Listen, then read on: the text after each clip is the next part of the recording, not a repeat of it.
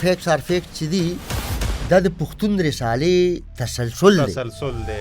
یو ځل بیا په امن گزار شوی دی.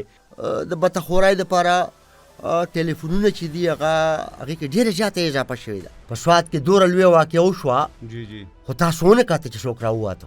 دکې سوره زور دی چې دی به دې حکومت سره جنګېږي. ته فورس مضبوط که که نه. بیا حکومتي تن ویلي و چې مونږ د ان پي د دور دهشتګردي ختمه کړې ده. هغوی خو دا خبره هم کوي چې بالا حصار هم مونږ جوړ کړی دی، ایډورډ کالج هم مونږ جوړ کړی دی، اسلامي کالج هم دی جوړ کړی دی، لیډي ریډینګ هسپتال هم دی جوړ کړی دی. دغه هغه پکې مه لیکه. که تاسو وګورئ چې ریټ باقاعده چیلنج کړی شوی دی.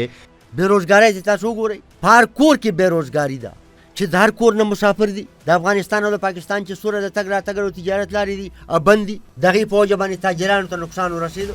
مرکز نه دوی خپله برخه غواړي او نه وله مرکز خپله برخه ورکوي. اوس خو چې ان اف سی اواز په شپږ میاشتې کې اپډیټ کوي. په دواړو لاسو باندې کرپشن روان دی. ذموار څوک دي بابک صاحب؟ ذموار هم دی نور څوک دي؟ د دې له خو تکړه دي چې په پولیسو کې مداخلت وکړه، دا د دې ځای نه دې ته بدل کړه او دا د دې ځای نه دې ته بدل کړه. په استادانو کې مداخلت وکړه. وجه څه د بابک صاحب؟ پیسې به نه ورکولې نه، که خپل اختیار اعلان دی نه غورځو. که د هغوی سوچ د ترقۍ وی نو هغوی به په دې خبره پوهېدل چې دوی بلدیاتي نمایندګان هم د پښتونخوا دې ولس ووټ ورکړی دی.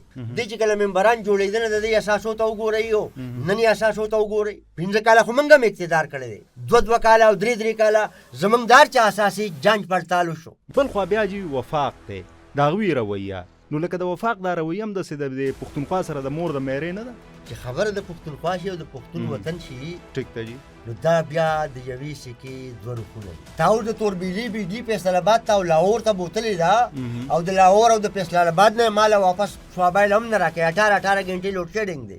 د پښتونخوا د صوبې د سرکاري ملازمینو په پنشن باندې 35% کټ ولګېدو. ته نن د غوړو قیمت ته وګوره، د ګوړې قیمت ته وګوره، د چایو قیمت ته وګوره، د دالو قیمت ته وګوره، د کور د ضروریاتو ته وګوره چې په دې کې باید دا سرکاري ملازمان پنشنیان چې اوس کور کې ناست دي یا مریضان دي یا بیماران دي ای به څه کوي؟